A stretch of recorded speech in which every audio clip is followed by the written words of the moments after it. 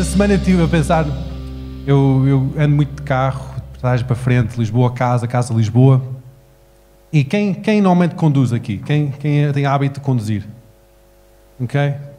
Não sei se vocês, quando estão a conduzir, estão a pensar realmente o que é que vocês estão a fazer ou estão a pensar em outra coisa. Quem fica normalmente distraído quando está a conduzir e pensa em muita coisa diferente? Eu também. Eu estou a pensar, a minha cabeça está a 1000. O carro está a 100, mas a minha cabeça está a 1000.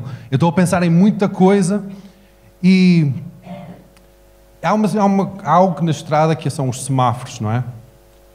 Que o semáforo, paras no semáforo, aquilo fica vermelho, tu paras, esperas, a tua cabeça começa devagar, de repente a luz vira para verde e a tua cabeça está devagar e tu não andas, porque a tua cabeça está devagar, não estás a ver a luz, está a mudar. E Deus estava a falar comigo quando eu estava a deixar passar a luz verde e não estava a andar, e estava a dizer, a luz está a mudar, o semáforo está a mudar, é tempo de andar, é tempo de avançar. E eu estava a pensar para mim próprio, epá, caramba, é verdade, a estação está a mudar, Deus está a mudar.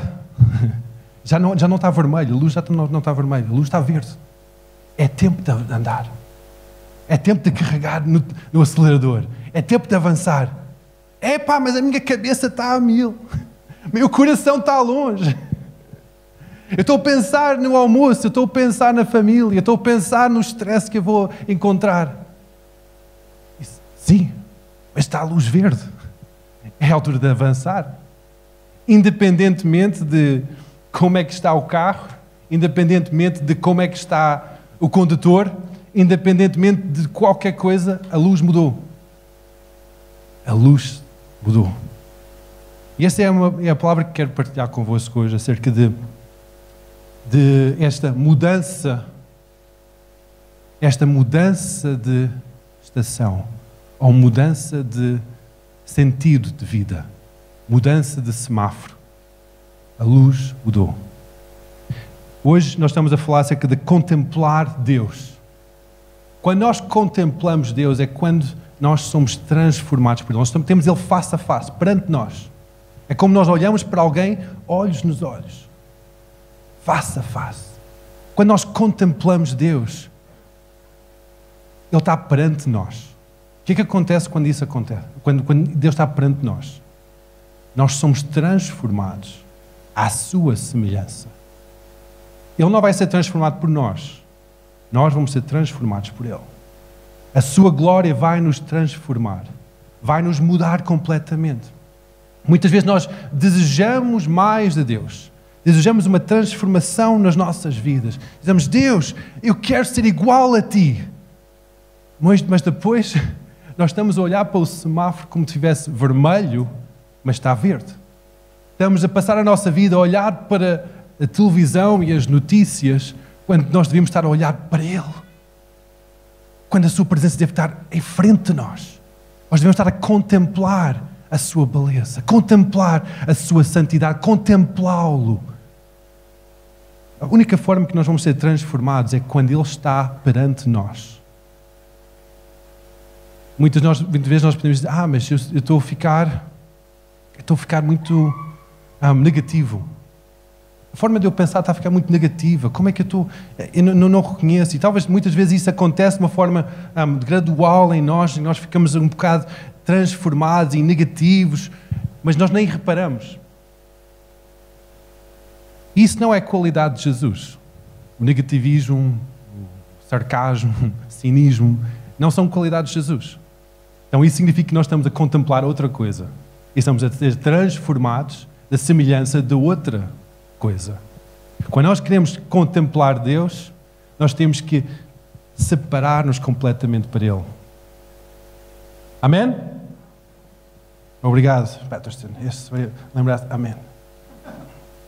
Jesus, o próprio Filho de Deus, Ele vivia neste ritmo de contemplação. Muitas vezes nós pensamos, o que é contemplação? Contemplação será que é aquele estado em que nós abstemos de todas as preocupações em que nós entramos num estado de zen, em que não há nenhum ruído, nenhum problema. Entramos naquele nuvem de contemplação.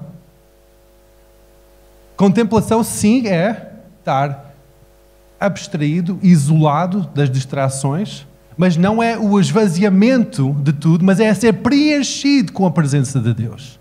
É completamente diferente. Muitas vezes nós ensinamos que nós temos que nos abstrair, temos que limpar-nos, temos que esvaziar, mas Deus diz, enchei-vos do Espírito.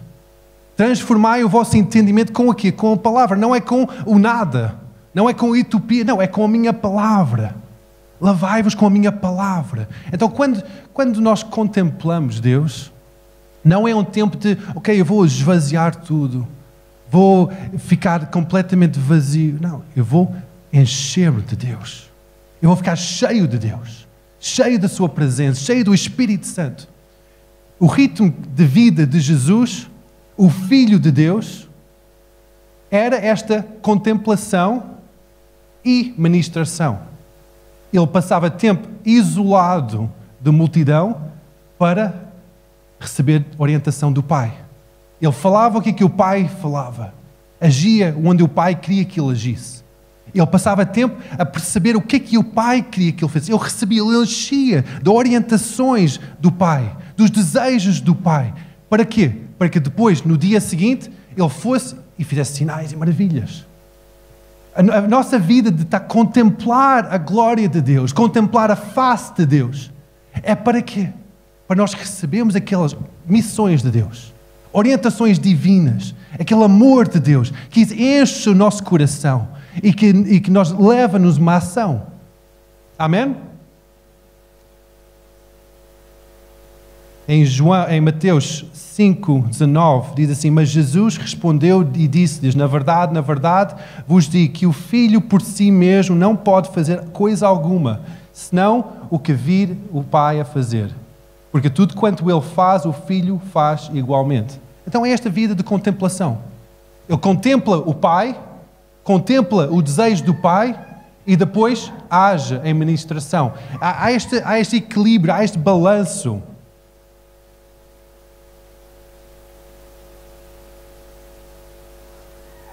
O que é que eu vejo com este tempo de contemplação, este tempo na presença de Deus, este tempo em que, às vezes, não há nenhuma ação visível, nenhum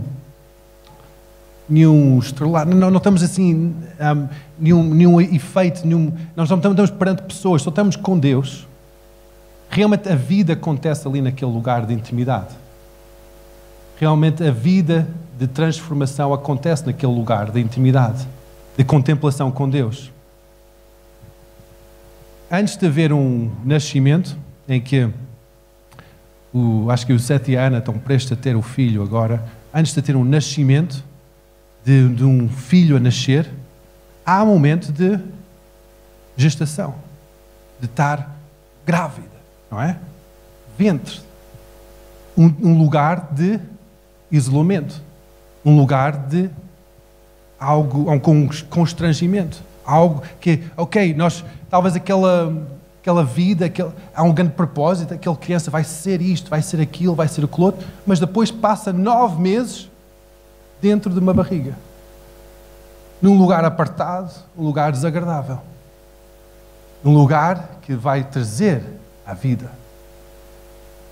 E depois nós podemos pensar numa lagarta, um bichinho, uma larva, que para conseguir ser transformado naquela borboleta linda e maravilhosa, o que é que tem que acontecer? Tem que separar-se, isolar-se num casulo, num lugar de constrangimento, num lugar apartado, num lugar que talvez parece que há morte, mas em lugar de contemplação, de isolamento, talvez parece morte. Outro exemplo. Jesus, antes de iniciar o seu ministério, passou 40 dias em jejum e oração. Longe de qualquer alimento, longe de qualquer sustento, para depois nascer o ministério. Jesus próprio diz que se uma espiga, se uma semente não cai ao chão, não morrer, não passar por aquele tempo de isolamento dentro da terra, não vai nascer nada. Não vai nascer a planta que vem a seguir. Não vai nascer o trigo. Tem que haver aquele tempo de vou deixar e vou entrar naquele lugar de intimidade. Vou entrar naquele lugar de separação para Deus. Em Gênesis fala acerca de criação do mundo, gerações depois, o mundo começa a ficar corrompido. E Deus começa a ter sentimentos de arrependimento. Diz, eu não devia ter criado a humanidade. Eles são maus. Eu tenho que destruir tudo. Uma história horrível, que é de destruição massiva de toda a terra, por um dilúvio. Mas há um homem e a sua família, Noé, que são o homem que busca Deus. O homem que tem o seu caráter em dia, tem a sua vida, busca Deus. Um homem justo. Diz, ok, eu vou usar Noé para trazer salvação. Então, o que Deus disse ao Noé para fazer? Faz o quê? Alguns estão aqui acordados deste lado. Deste lado, estão acordados? Faz o quê? Uma arca. Então ele teve que construir uma arca. E depois, Deus chamou o quê para encher a arca? Aqui no meio. Vocês estão acordados? Aqui no meio. Animais. Deus chamou os animais para encherem a arca. Agora, imagina... Às vezes eu penso nisso. Imagina toda... Eu gosto muito do National Geographic e todos os animais. O David também gosta muito. E imagina todos aqueles animais encherem uma caixa de madeira. Imagina o cheiro, imagina o aperto, imagina a sensação desagradável dos répteis, dos elefantes, zebras. Todos aqueles animais lá dentro daquele espaço confinado, apertado, desagradável, com a intenção de nascer algo de novo, um novo mundo. Para trazer vida, às vezes nós temos que ser apartados. Para que a vida de Deus nasça em ti, às vezes tens que passar por aquele lugar de aperto. Aquele lugar de deserto, aquele lugar em que isto não tem nada a ver com a promessa. Isto não tem nada a ver com o que é que tu revelaste. Não tem nada a ver com o sonho, Deus. Isto não tem nada a ver, isto é difícil. Isto é desagradável.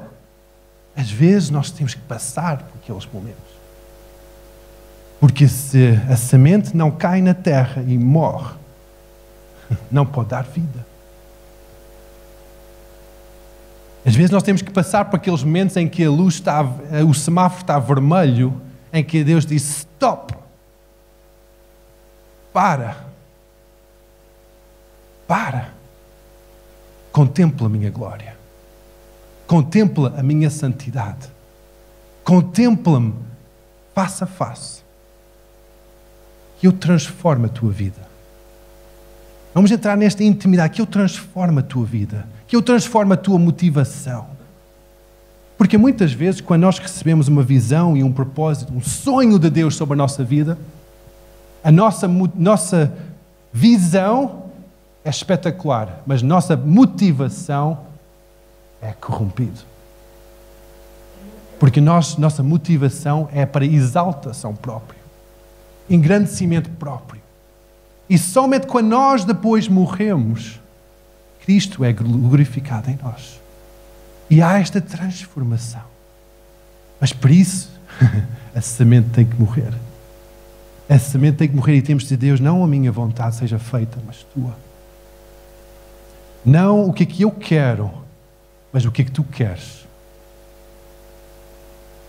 Se isto vai demorar algum tempo, ok, seja feita a tua vontade. Se isto é assim como é, seja feita a tua vontade. O que é que aconteceu na história de Noé? Ele ficou dias e dias dentro da arca. De repente, parou de chover. De repente, o nível da água começou a baixar. Ele lançou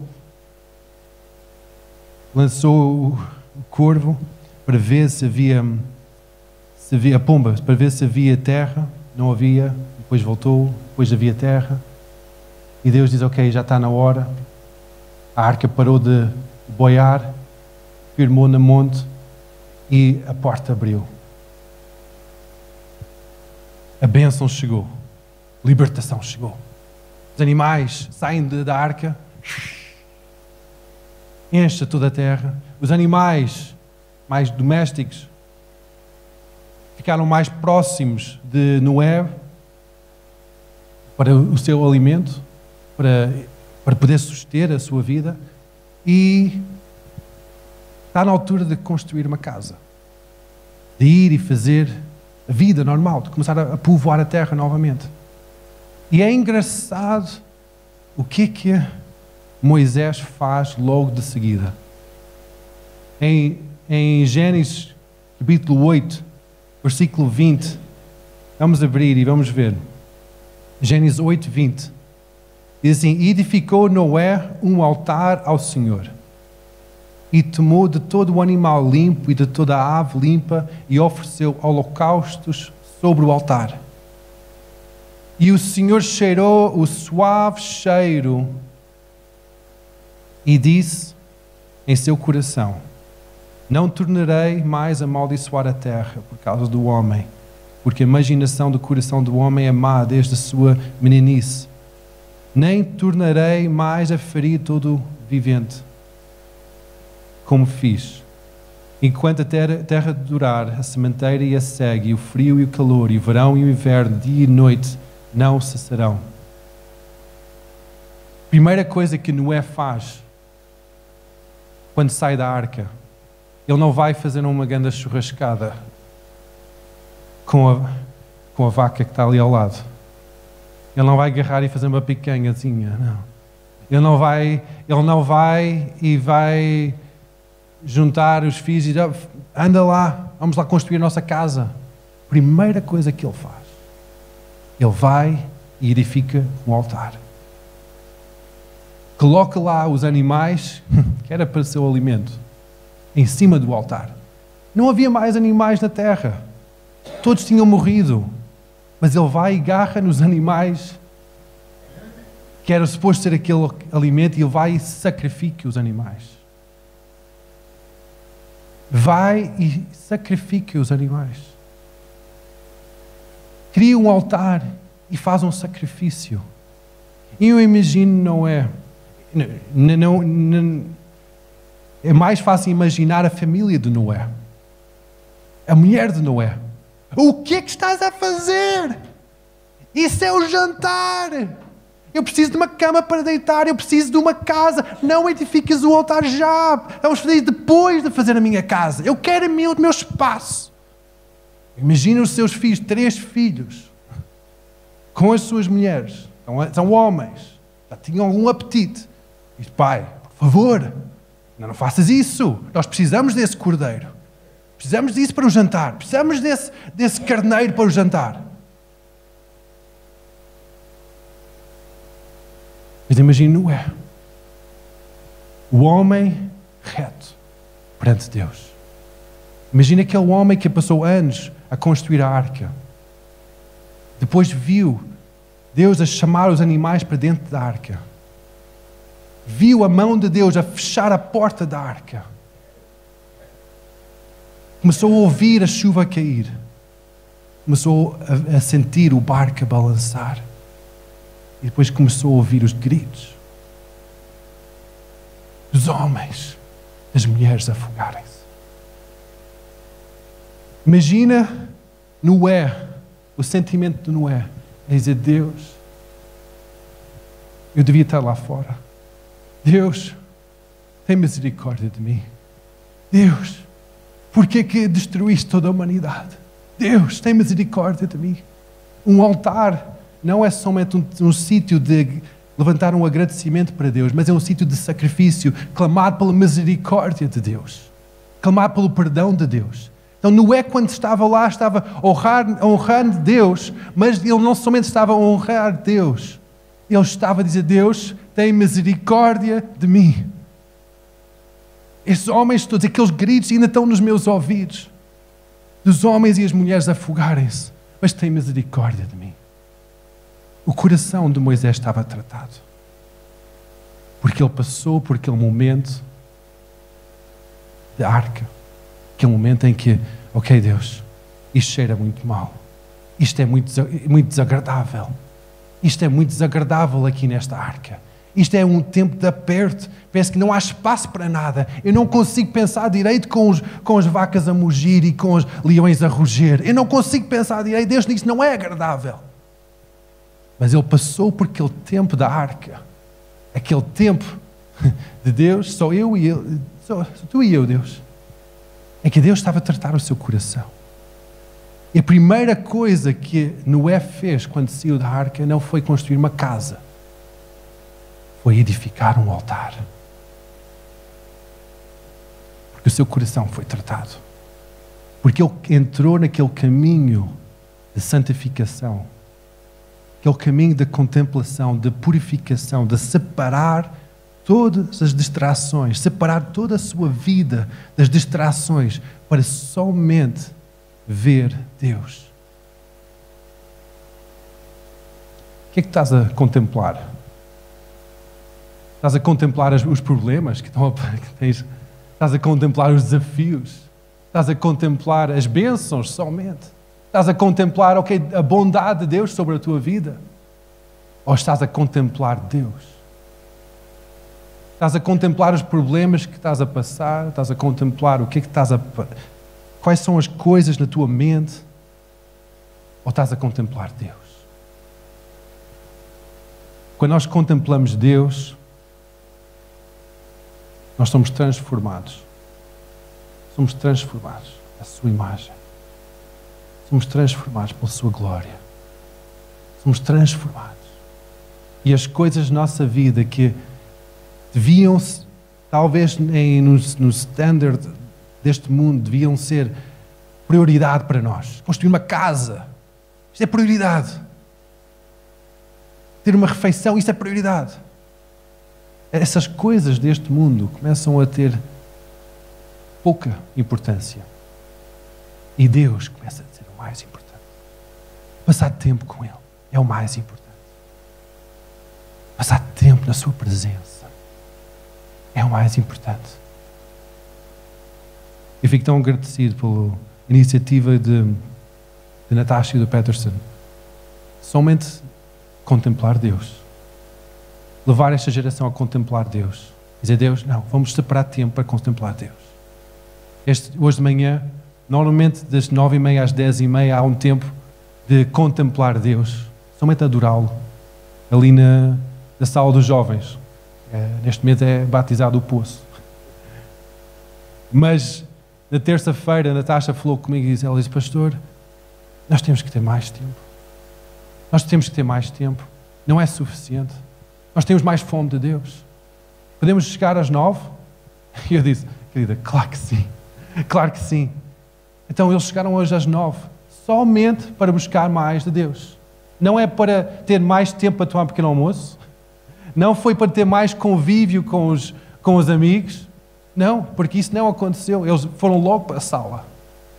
E estava a presença de Deus, estava naquele lugar. A sala estava cheia, não somente de jovens e homens e mulheres com fome de Deus, mas a sala estava cheia da presença do Espírito Santo. Quando nós temos fome, não basta um bom palavreado, não basta uma boa pregação, não basta dizer para, sabe, querido, eu tenho mesmo fome de Deus, eu amo Deus. Não! Tu tens que edificar um altar. Tu tens que construir algo. Tu tens que fazer algo para isso. Tu tens que sacrificar os teus desejos. Tu tens que dizer, não a minha vontade, mas a tua vontade, Deus. Tu tens que tomar o passo em frente. Se tu queres construir uma casa, não basta ver os programas da televisão acerca do coração da casa. Tu tens que ir Tens que primeiro comprar um terreno e depois tens que arranjar alguém para construir a casa, ou tu próprio vais construir a casa, e depois tens que ir e começar a trabalhar. Trabalhar para construir a casa. Dá trabalho, dá caulos, custa muito. Tu queres ter um bom casamento. Não basta ver programas de televisão acerca de um bom casamento. Não basta ver filmes românticos. Não basta, isso não vai dar um bom casamento. Tu tens que trabalhar para ter um bom casamento. Tu tens que trabalhar, tens que olhar pela pessoa que tu estás casado e tens que dizer, ok, como é que esta pessoa pode se sentir amada? Como é que eu posso amar esta pessoa? Como é que este casamento pode funcionar? E eu tenho que regressar às manhas e eu tenho que trabalhar nisso. Qualquer coisa que nós queremos, nós temos que trabalhar. Às vezes eu fico um pouco irritado com estas coisas de, ok, dinheiro fácil. Muitas vezes nós queremos um dinheiro fácil, queremos uma boa conta bancária. Até oramos a Deus, Deus, eu quero prosperidade. Nós até lemos aquela passagem que quase dá a entender que se nós damos os nossos dízimos e a oferta, a pastora Sília falou disso semana passada, se nós damos, estamos quase a dizer, ok, Deus, eu vou dar este 10% para receber 100 vezes mais. Então é quase uma troca para receber algo mais. Isto é tudo errado.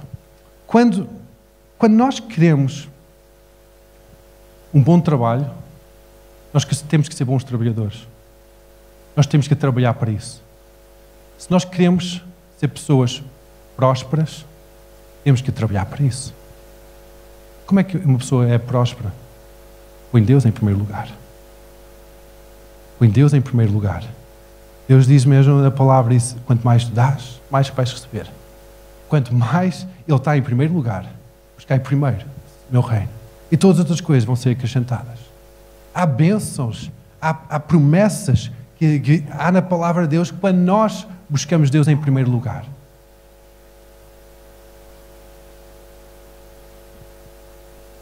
Se nós queremos ter uma boa reputação, nós temos que trabalhar para isso. Nós temos que ter pessoas de bem, pessoas que, ok, essa pessoa é uma pessoa íntegra, é confiável. Eu posso confiar nessa pessoa. Nós temos que trabalhar para ter essa reputação. Temos que trabalhar para ser digno da confiança das pessoas. Como é que nós fazemos isso? Íntegros, honestos, humildes. Quando nós temos essa forma de viver, estamos a trabalhar para alcançar alguma coisa. Mesma coisa nas coisas normais. Nós queremos um carro, queremos ter um curso. Temos que trabalhar para isso. Eu gostava tanto de ter um curso. Gostava tanto... mas eu não quero ir para a escola. Eu não gosto de estudar. Vais ter que mudar, querido. Vais ter que mudar. Não, um curso não cai do céu. Vais ter que trabalhar para isso. Eu quero ter um carro, mas eu nem tenho carta de condução. Então, começa a trabalhar para isso. Eu quero ter um carro, mas eu não tenho dinheiro. Então, começa a arranjar um trabalho para ter um carro. Qualquer coisa que nós queremos, temos que trabalhar para isso. Gostava tanto de ter uma igreja boa. Uma igreja em fogo para Deus. Uma igreja que avança. Uma igreja cheia. Temos que trabalhar para isso. Queres tanto ter uma igreja boa? Trabalha para isso. Trabalha para isso. Não espere que eu faça todo o trabalho. Ou que os líderes façam todo o trabalho. Se vocês querem ter uma igreja boa, se há este sonho na vossa vida, eu quero ter uma igreja boa, Deus prometeu que a igreja que eu fazia parte era uma igreja em avivamento. O que é que tu estás a fazer para isso? Não, o pastor tem que fazer isso. O líder de louvor tem que estar em fogo para Deus. Ele tem que trazer a presença de Deus. E o que é que tu estás a fazer para isso? Tu queres ter uma igreja em fogo para Deus, mas depois passas toda a reunião sentado. Como é que vais ter uma igreja em fogo para Deus? Isso é o altar edificado. O altar edificado é dizer, não, Deus, não a minha vontade, mas a tua. Não o meu querer, mas o teu querer. Não o que é que eu desejo, não os meus pensamentos, as minhas mágoas, as minhas coisas, mas a tua vontade. E quando nós trabalhamos para isso, quando nós edificamos aquele altar, juntamos as pedras, não para construir uma casa, não para construir um trabalho, não para construir uma vinha, construímos primeiro um altar. Começamos a juntar as pedras. E depois começamos a agarrar o que é mais precioso para nós. E começamos a colocar em cima do altar. Pá!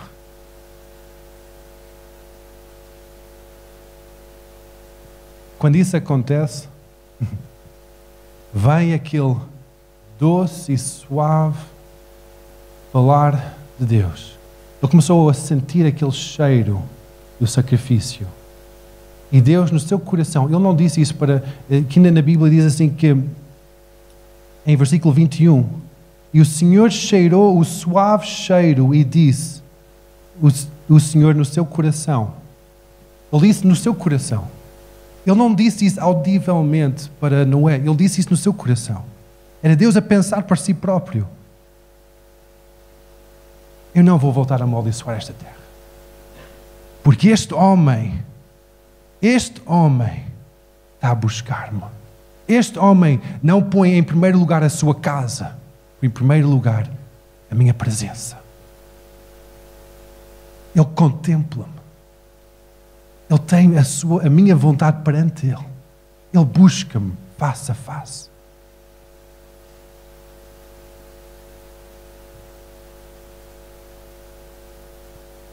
O semáforo mudou. A luz está verde. Mesmo não sentindo no teu coração, mesmo estás a pensar que eu não sinto, eu não recebi a palavra do anjo que a luz está verde. Eu não recebi, eu não sinto essa vontade de orar. Mesmo assim, a luz mudou. E está na hora de avançar. Está na hora de responder. Está na hora, igreja, de dizer, não, eu quero. Por isso que eu fico tão honrado, tão agradecido pelo grupo de jovens. Porque eles estão a dizer com tudo, dizem, eu quero ser usado. Eu quero.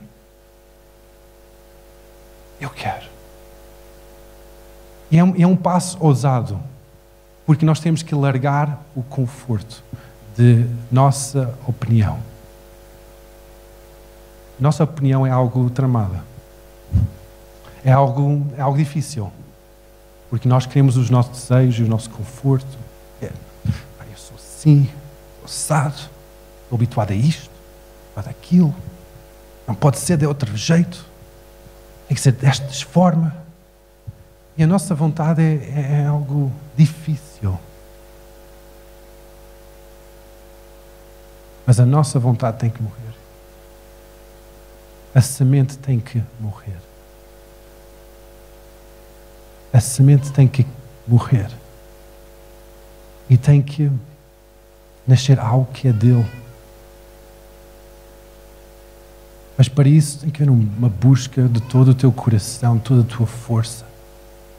Tudo que está em ti. Eu sei que às vezes chega segunda-feira e é difícil ir trabalhar, mas nós vamos. Nós vamos. É difícil acordar com o despertador, mas nós vamos. Porquê? Nós queremos receber o dinheirinho no final do mês. Quanto mais a presença do Espírito Santo, quanto mais o avivar do nosso coração, quanto mais o seu reino aqui nesta terra, quanto mais uma transformação aqui nesta terra, será que nós vamos estar dispostos a dizer, ok, eu vou me sacrificar. Eu vou dizer, não, eu não estou a sentir nada, não é um dia bom para buscar o Senhor, mas eu vou fazer isso. Eu vou buscar a presença de Deus. Quando nós fazemos isso, Deus abençoa. Nós estamos a colocar mais uma coisa em cima do altar. Vamos a colocar mais um carneirinho em cima do altar. Aqueles momentos em que dizes, eu não o sinto. Eu não sinto que eu devo falar com essa pessoa. Mas eu vou. Mais um carneirinho em cima do altar. E aquele suave incenso chega às narinas de Deus.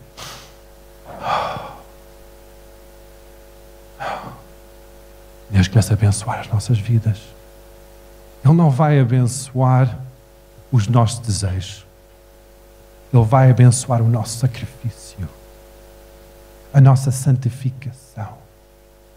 Ele vai abençoar a nossa santificação, o nosso sacrifício. Quanto mais nós dizemos, Deus, não a minha vontade, mas a tua vontade. Isso é que Ele abençoa. Deus, eu não estou a apetecer chegar às 9 horas para buscar a tua presença, mas eu vou. É ali onde está a bênção de Deus. Ai Deus, eu não sinto jejuar, eu não fico bem a jejuns.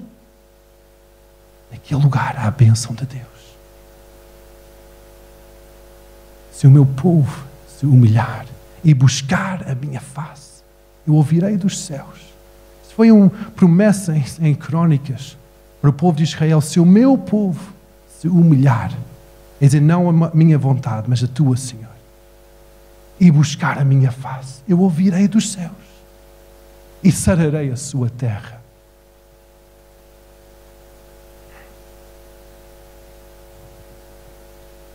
O pastor Jim pregou acerca de humildade há 2 semanas atrás. Uma pregação que talvez fixa muito na nossa memória, porque toca muito fundo o nosso coração. Mas será que nós estamos dispostos?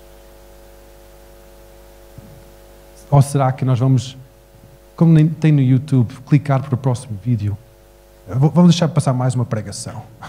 Mais uma semana. Vamos clicar na próxima pregação. Ok? Esta pregação foi boa, mas vamos clicar para ouvir mais uma pregação. Mais uma coisa a seguir. Mas não temos a coragem de fazer o altar na nossa vida. E dizer, eu vou construir este altar. Eu não posso fazer isso por ti. Nós temos estado a falar tempos e tempos. Eu não posso fazer isso por ti. E nem vou fazer isso por ti. Mesmo se eu pudesse fazer o teu altar, eu não vou fazer. Porque não vai ser agradável perante o Senhor. O que é agradável perante o Senhor é quando tu fazes o teu altar. Quando tu sacrificas o teu carneirinho. Quando tu fazes o teu sacrifício. Eu não posso fazer isso por ti. É a mesma coisa. Mesmo entre homem e mulher, eu não vou fazer o trabalho da minha esposa. Eu não vou ao trabalho dela, construir a carreira dela. Eu não vou fazer isso. Esse é o trabalho dela. Essa é a carreira dela. Essa é que ela tem que fazer. Cada um de nós somos responsáveis pela nossa vida. Cada um. Tu és responsável pela tua vida e pelo teu relacionamento com Deus. O que é que tu fazes com isso é o que é que tu estás a construir para a eternidade. Como é que tu desenvolves a tua fé vai afetar como é que tu vais viver na eternidade. Como é que caminhas neste caminho de santidade vai determinar como é que vai ser a tua eternidade.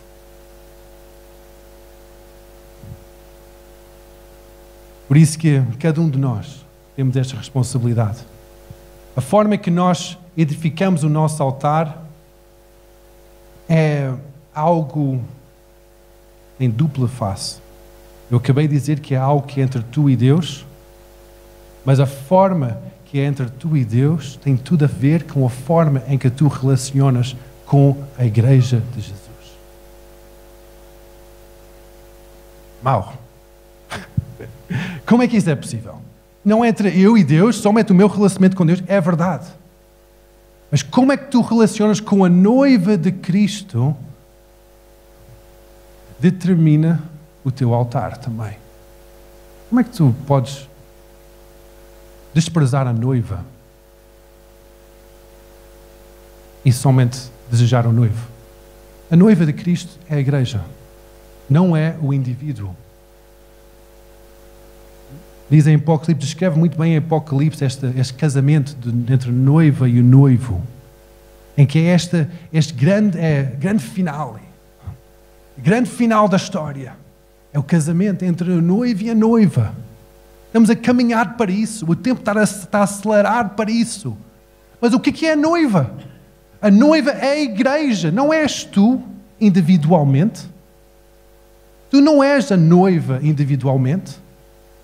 Tu fazes parte da noiva. Se tu não consegues relacionar com a noiva, estar em amor com a noiva, estar em união com a noiva, o teu altar está débil. Porque ainda tens alguma coisa da tua vontade dentro do teu coração. Ainda tens alguma coisa dos teus direitos dentro do teu coração. Porque não consegues relacionar com a noiva de Cristo. A noiva de Cristo. A noiva de Cristo. A noiva de Cristo é a igreja de Cristo. Mas eu não gosto daquela pessoa. Eu não gosto da forma que aquela pessoa... Eu não gosto disto. Não gosto. Faz o teu altar. Põe o sacrifício em cima do altar. Acende fogo naquilo. Deixa queimar. Isso não é de Deus. Isto é a tua carne.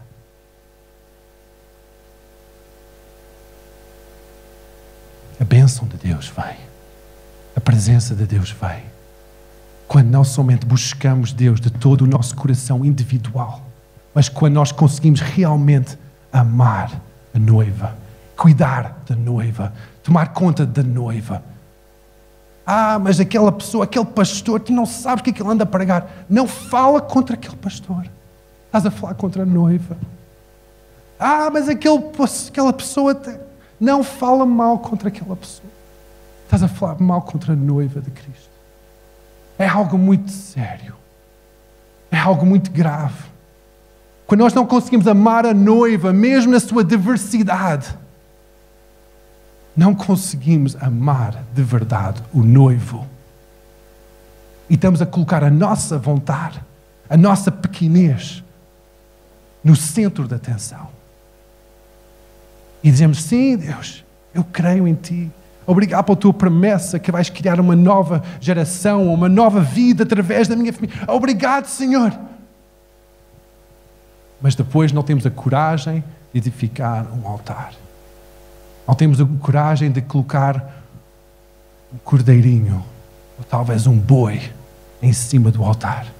Talvez algo que nós achamos que é muito valioso em cima do altar. Nós não temos essa coragem. E depois nós queremos a vontade de Deus, a manifestação da glória de Deus. E aquilo parece que não vem. Parece que aquilo não está a vir. E o que é que Jesus está a dizer? Diz, a semente tem que cair no chão e morrer. A semente tem que cair no chão e morrer. A semente tem que cair no chão e morrer. Para dar fruto. A tua vontade tem que cair no chão e morrer. Para dar fruto. Os teus desejos têm que cair no chão e morrer. Os teus pensamentos, os teus sonhos, as tuas ambições têm que cair no chão e têm que morrer. Para dar fruto. Para que não seja a tua vontade, mas a vontade de Cristo em ti. Para que não seja o teu querer, mas seja o querer de Cristo. Não seja os sonhos da tua vida, os sonhos do teu casamento, mas os sonhos de Deus para a vossa vida. Conseguem entender a diferença? Conseguem entender qual é que é esta dinâmica que é diferente? Isto é o caminho da santidade. Santidade é estar separado de uma coisa e para outra coisa.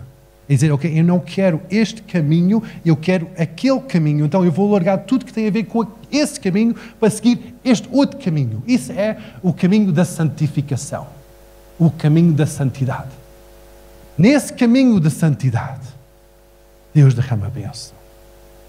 Deus derrama a bênção sobre nossas vidas. Deus multiplica a nossa vida. Deus abençoa o nosso trabalho. Deus abençoa a nossa casa, porque estamos no seu caminho. Ele não vai abençoar um caminho que é diferente do seu caminho. Ele vai abençoar o seu caminho, que é um caminho de santidade. de estar separado de toda esta outra vida, estar sacrificada em cima do altar e seguir um caminho de santidade. Dizer, este passo vai custar, este passo vai custar, mas vou seguir. E esse é o caminho que nós estamos, igreja. Esse é o caminho que nós estamos individualmente, mas coletivamente também. O tempo é para avançar. O tempo é para avançar, deixar tudo o resto para trás e avançar. Avançar. Avançar. Diz à pessoa ao teu lado, é tempo para avançar. Agora vira para o outro lado e diz, é tempo para avançar. É tempo para avançar. Vamos lá. Bora lá. Bora lá. É aquilo... Há uma expressão em inglês que é bite the bullet.